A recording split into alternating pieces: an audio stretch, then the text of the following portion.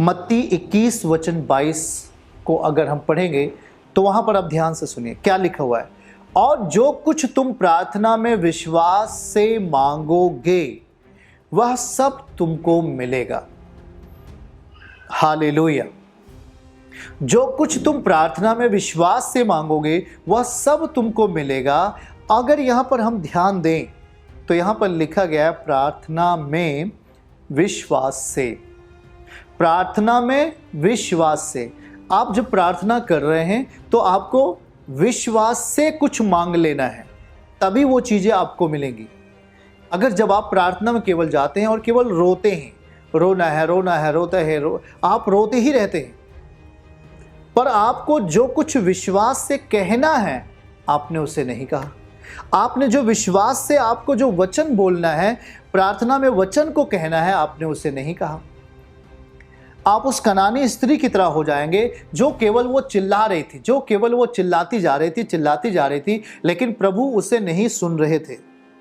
तब तक जब तक कि वो सामने नहीं जाती और प्रार्थना में विश्वास से प्रभु के सामने प्रभु की महिमा नहीं करने लगती है, जब तक वो प्रभु को धन्यवाद नहीं देती है, जब तक वो परमेश्वर को वर्शिप नहीं करती है, जब तक वो खुदावन को अपने विश्वास में नहीं लाती है, तब तक वो उसकी प्रार्थना सुनी नहीं जाती है।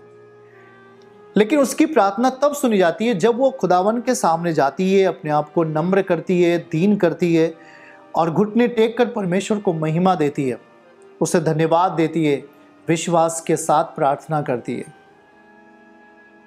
तब उसकी जिंदगी में उसकी बेटी रिहा हो जाती है। आज यहाँ पर हमारे लिए जो कुछ भी सौंपा जाता है, आप में से कई ऐसे लोग हैं कि कहा ओ जी अभी तो संगति नहीं हो पा रही है जी, चलो ये काम कर लेते, चलो वो काम कर लेते, चलो किसी जादू टोने के पास निकल चलते हैं। ये आपका गलत निर्णय है।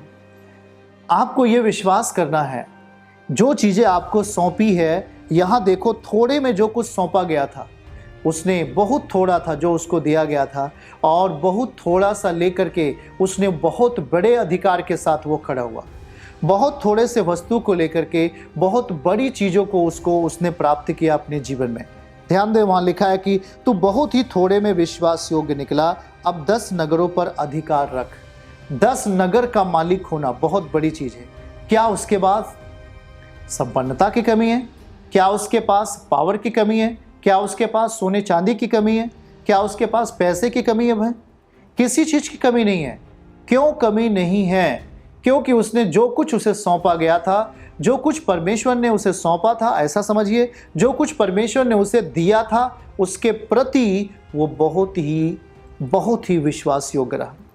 जो कुछ उनके पास आया था, विश्वास जो कुछ भी आया था, परमेश्वर के कामों को देख करके, उसके वचन को सीख करके, संगति करने के द्वारा जो विश्वास आया था, जो खुदावन की उपस्थिति आई थी, जो परमेश्वर का अनुग्रह आया था, उसको उसने खोने नहीं दिया। उसे वो संभाल के रखा, उसे वो बचा के रखा और उस पर वो काम करता रहा। यहां लिखा है कि जो मुहर सौंपी गई थी उसको उसने लेन देन किया। 15 आयत में लिखा है कि लेन देन किया। आपने कहां पर लेन देन किया है? आज भी ऐसे ऐसे बिलीवर्स से विश्वासी हैं जो कि पहले से भी ज्यादा मजबूत हो गए, क्योंकि उन्होंने अपने मनों को प्रभु के करीब और लगाया, ऑनलाइन प्रेयर संगति नहीं छोड़ा और वचन के साथ वो एक्यूरेट चलते रहे। आज हम उनकी परिस्थिति देखते हैं कि वो पहले से भी अच्छे हैं। तो हमें ये बात को देखने की जरूरत है कि जो कुछ हमें सौंपा गया है, जो कुछ हमें दिया गया है, उसके प्रति हम कितने विश्वास योग्य हैं। क्या हमने उस पर काम किया है? क्या हमने उसको अपने अंदर संभाल के रखा है? आज आप बहुत जल्दी संसार के हाथों सारी आत्मिकता को बेच देते हैं। थोड़ी सी भी कुछ समस्या आती है, आप संसार की चीज़ों को अंगीकार कर लेते हैं, परमेश्वर की चीज़ों को नाकार देते हैं। कितना दुखी है परमेश्वर, पवित्र आत्मा कितना दुखी होता है। जिसने आपको शुरुआत में संभाला, जिसने आपको आशीष दी, जिसने आपको बरकत दी, आपके बेटों को अच्छा नौकरी दिया, आपके बेटे बेटियों को उसने रोगों से मुक्त किया, आज उसी परमेश्वर को आप भूल करके संसार की तमाम पाप की चीज़ों को आपने गले लगा लिया। नशे की चीज़ों को, व्यभिचार की चीज़ों को, आपने अपना मन को अविश्वासी मन बना लिया। और अपने मन को परमेश्वर से दूर हटा लिया, आपके विश्वास रूपी जहाज डूब जाती है। और जब आपकी विश्वास रूपी जहाज डूबती है तो उस पर शैतान काम करता है। आप आत्मिक दशा में, आपको मौका मिला, आपने काम नहीं किया। आपको प्रार्थना करने का मौका मिला, आपने प्रार्थना नहीं किया। आपको विश्वास योग्य रहने के लिए परमेश्वर ने मौका दिया, आप विश्वास योग्य नहीं रहे। और धीरे धीरे आपके अंदर की जो परिस्थितियां हैं वो शैतान के कंट्रोल में जाती हैं। वो आपकी ज़िंदगी को बिखरा देता है, आत्मिक बिखराव आ जाता है। एक ऐसा बल वहाँ दिखाई देने लगता है जो कि आपको ऊंचे नहीं ले जाता, कोई संकेत नहीं मिलता है और आप नीचे और नीचे चले जाते हैं, क्योंकि आपने लेन देन नहीं किया, आपने विश्वास से प्रार्थना नहीं की, आपने अपने जीवन से परमेश्वर को महिमा नहीं दी। जहाँ ज़रूरत पड़ी वहाँ पर आपने संसार को ऊंचा उठा दिया, जहाँ पे आवश्यकता पड़ी वहाँ पर आपने परमेश्वर को महिमा न दे करके संसार को महिमा दे दिया। जहाँ पर आपको आवश्यकता थी कि यहाँ पर प्रभु को महिमा देना चाहिए, वहाँ पर आपने परमेश्वर को महिमा नहीं दिया। आपने संसार को महिमा दी, आपने उस पर दोष लगाया, आपने कहा कि हाँ अब ऐसा हो गया है। आपने रास्ता खोज लिया, बहाने का रास्ता खोज लिया। प्रिय भाई बहनों, ये आपकी गलती है। परमेश्वर के वचन पर अंत तक विश्वास रखा, चाहे कोई आंधी और तूफान आ गया तब भी वो विश्वास योग्य रहा, चाहे कोई भी परिस्थिति क्यों ना आ जाए वो विश्वास योग्य रहा है। वो आपको नहीं छोड़ा। अगर आप इसी रीति से जीते हैं तो आपको कभी नहीं छोड़ता। जैसे आज संगति नहीं हो पा रही तो बहुत सारे लोग, जी संगति नहीं हो पा रही, संगति हो रही है पर आप प्रयास नहीं करते हैं। संगति करने का आप प्रयास नहीं करते हैं। पहले से भी ज्यादा चिन्ह और चमत्कार आपके लिए प्रभु कर रहे, पर आप प्रयास नहीं कर रहे कि हम संगति करें, परमेश्वर के सम्मुख घुटना टेकें। आज हम अपने आप को एक बगल धाराओं में रखते हैं, परमेश्वर की मुख्य धारा से हम अपने आप को अलग करते हैं। हम प्रार्थनाओं से बचने का प्रयास करते हैं, अपने रिश्ते को परमेश्वर से जोड़ने के बजाय उससे दूरी रहने का प्रयास करने लगे। ये एक खतरा है, ये एक सही संकेत नहीं है हमारे जीवन में। परमेश्वर के बेटे बेटियों, उसने कहा कि धन्य है उत्तम दास, तू बहुत थोड़े में विश्वास योग्य निकला, अब 10 नगरों का अधिकार रख, 10 नगरों पर अधिकार रख। उसकी संपन्नता कहाँ से आ गई? तुरंत हमारे अंदर वो चीज़ें नहीं पैदा होती हैं, और वो चीज़ें आती हैं उस पर काम करने से। जैसे कि 10 कोढ़ी जब यीशु मसीह के पास आते हैं तो प्रभु के सामने घुटने टेकते हैं और परमेश्वर की महिमा करते हैं, तो प्रभु ने कहा जा और अपने याजकों को दिखा। वो जाते हैं, बाइबल लिखा है कि वो जाते ही जाते शुद्ध हो गए, जाते ही जाते उनकी बीमारियां चली गई, वो शुद्धता में आ गए, वो चंगे हो गए, उनका कोढ़ उनके शरीर से खत्म हो गया। क्यों? क्योंकि उन्होंने परमेश्वर की बात को अपनी जिंदगी में पूरा किया, और यही कारण है कि वो जाते ही जाते शुद्ध हो गए। आपके लिए भी यही चीज है। आज अब जब चौराहे पे आप होते हैं तो क्या आप परमेश्वर की बातों को पूरा करते हैं? जब आप खेतों में होते हैं तो क्या आप परमेश्वर की बातों को पूरा कर रहे हैं? जब आप अपने व्यवसाय पे होते हैं तो क्या आप परमेश्वर की बातों को पूरा कर रहे हैं? आप कहीं भी होते हैं, आप उस मुहर के प्रति, आप उस परमेश्वर की दी हुई संपत्ति के प्रति वफादार हैं क्या? आपको वफादार होना है। अब्राहम को केवल परमेश्वर ने जाने के लिए कहा कि वहां से सब कुछ छोड़ और जो मैं तुझे दिखाना चाहता हूं तू चल मेरे पीछे। अब प्रभु ने उनके लिए कुछ भी दिखाया नहीं था, अब्राहम के लिए कुछ भी ऐसी चीजें नहीं दिखाई दी कि वो संपत्ति है तेरे लिए, चल वहां उसे ले ले। पर वो कहता क्या है कि जहां मैं तुझे लेके चलूं चलता चल बस। तो अब्राहम ने उस पर विश्वास किया और अब्राहम परमेश्वर की बातों को ले लिया, एक मुहर की तरह मान लो उसको ले लिया। अब उस मुहर को वो अंतिम समयों तक रखता है। उसके पास संतान नहीं था, उसने कभी भी ये नहीं कहा कि परमेश्वर तूने मुझे संतान नहीं दिया। वो 25 साल इंतजार करता है और फिर उसे परमेश्वर आशीष देता है। वो विश्वास योग्य रहा है हमेशा। प्रभु से जब भी परमेश्वर ने उससे कोई बात कही है उसने नाकारा नहीं है। आज प्रभु आपसे कहना चाहता है, क्या आप विश्वास योग्य हैं? क्या प्रभु के प्रति आप विश्वास योग्य हैं? क्या आपने अपने जीवन में परमेश्वर के वचन को एक मुहर के समान, एक बहुमूल्य वस्तु के समान लेकर आप आगे बढ़ रहे हैं?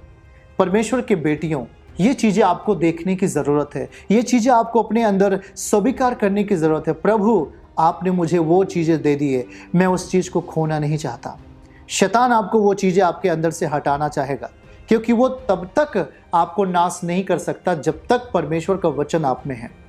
और जैसे ही आप परमेश्वर के वचन को तोड़ते हो तो सबोपदेशक कहता है, जो बाड़ा तोड़ेगा सर्प उसे डस लेगा। तो सर्प उसे डसता है, कब डसता है? जब वो बाड़े को तोड़ता है, परमेश्वर के वचन को तोड़ता है। लेकिन सबोपदेशक 8:5 में कहता है कि जो उसकी आज्ञाओं को मानता है वो नाश नहीं होता, वो जीवित रहता है। तो आज जब आप परमेश्वर के वचन को सुनने के लिए साथ में बैठे हैं, तो केवल संगति के टाइम में ही नहीं, परंतु हर समय हमें परमेश्वर का भय मानते हुए अपने जीवन को जीना है। याद रखो, उसका प्रेम कितना बड़ा है। वो कभी नहीं चाहता कि मेरे बेटे और बेटी गरीब रहें। वो कभी नहीं चाहता कि हमारी नाम धराई हो, परमेश्वर की नाम धराई हो। वो कभी नहीं चाहता कि आप दूसरों के सामने हाथ फैलाएं। वो आपको आशीषों में लेके चलना चाहता है। वो आपको आशीषों में एक चिन्ह के रूप में खड़ा करना चाहता है, पर उसके साथ हमें विश्वास योग्यता से रहना है। बाइबल वचन भजन संहिता दाऊद कहता है 30:1 में, वो हमें बाहर किया है, उस गड्ढे से बाहर किया है अपने वचन के द्वारा। इंसान गड्ढे में ही होता है, जब पाप की दशा में होता है तो वो गड्ढे में ही होता है। पर यदि प्रभु ने आपको गड्ढे से बाहर कर लिया है तो हमें प्रभु के प्रति विश्वास योग्य रहना। हमें यह नहीं करना चाहिए जो तीसरे व्यक्ति ने किया। तीसरे व्यक्ति ने कहा, हे स्वामी देख, तेरी मुहरिया है जिसे मैंने अंगूछे में बांध रखा था, अंगोछे में बांध रखा था। उसे कहीं भी यूज नहीं किया, कहीं भी उसे इस्तेमाल नहीं किया, कहीं भी उसे उसके द्वारा और धन को प्राप्त करने का प्रयास नहीं किया। उसका प्रयास वो कुछ भी नहीं किया। वो आलस्य में था। शायद वो परमेश्वर को दूसरा कुछ समझता रहा होगा। उसने अपनी ज़िंदगी में परमेश्वर की काबिलियत को महत्व नहीं दिया। उसने सर्वशक्तिमान को अपनी ज़िंदगी में महत्व नहीं दिया। वो यूजलेस रहा जो चीज़ें उसके पास गई, क्योंकि उसने उस पर काम नहीं किया। आज आपकी ज़िंदगी में जब परमेश्वर कुछ देना चाहता है, आपकी ज़िंदगी में परमेश्वर बढ़ोतरी देना चाहता है, तो आपको एक चीज़ देखना पड़ेगा। आपको परमेश्वर के वचन के प्रति आपको जागृत होना है। जो मुहर आपको सौंपी गई है, जो विश्वास की आत्मा आपको दी गई है, उसको हमें मिटने नहीं देना है, उसको ख़त्म नहीं होने देना है, क्योंकि प्रभु आपको आशीष देने के लिए ही तैयार है। आशीष देने के लिए ही तैयार है। वो आपको छुटकारा देने के लिए ही आया है। वो आपको बहुमूल्य परिस्थिति पर, वो आपको एक अच्छा व्यक्ति बनाने के लिए ही आया है। वो आपका धर्म बदलने के लिए नहीं आया, वो आपको जीवन देने के लिए आया है, बहुतायत का जीवन देने के लिए आया है। तो यदि हम उसके प्रति अपने आप को समर्पित रखते हैं, खुदावन के प्रति हम अपने आप को समर्पण की दशा में चलते हैं, तो हमारे लिए सब कुछ करेगा। किसी भी भली वस्तु की घटी नहीं होने देगा। हालेलुया। पर याद रखें, उसने क्या कहा आखिर में जब पढ़ेंगे, ये वो व्यक्ति होते हैं जिसने परमेश्वर का आदर नहीं किया। 27 आयत में लिखा है, परंतु मेरे उन बैरियों को जो नहीं चाहते थे कि मैं उन पर राज्य करूं, उनको यहाँ लाकर मेरे सामने घात करो। वो घात के लिए सौंप दिए जाते हैं।